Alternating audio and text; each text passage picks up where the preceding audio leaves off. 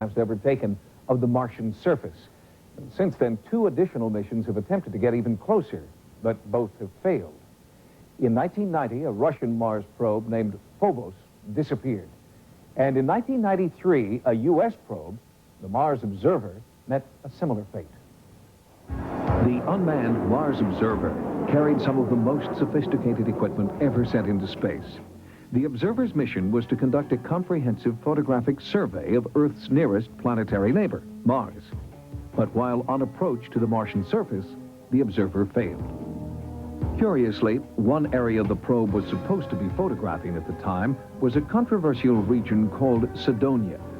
Pictures taken in 1976 seemed to show artificial structures in this area. Just when the Observer seemed to be moving in for a closer look, NASA said, technical malfunction, no more pictures.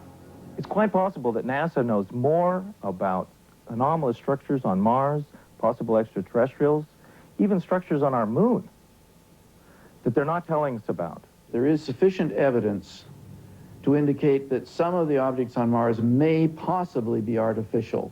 NASA's position is that nothing has been constructed on the surface of Mars. The face and pyramids that appear in the 1976 pictures are just tricks of light and shadow. But these computer-enhanced 3D images seem to disprove NASA's claims.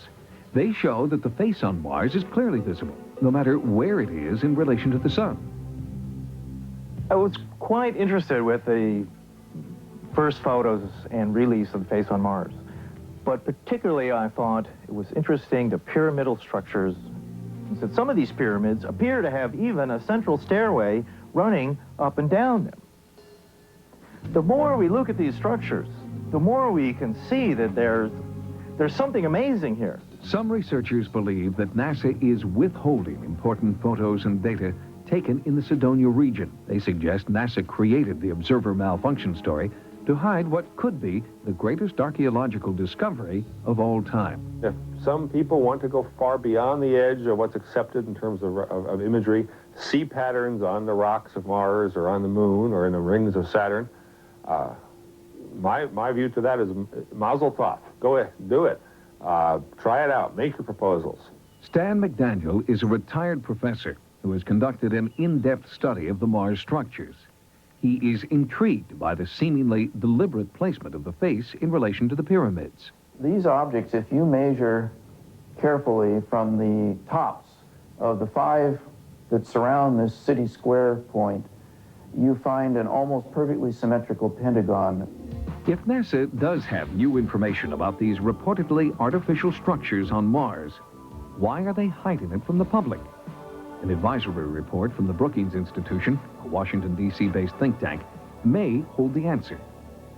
There is a section on what might occur if evidence of extraterrestrial existence was found on other planets.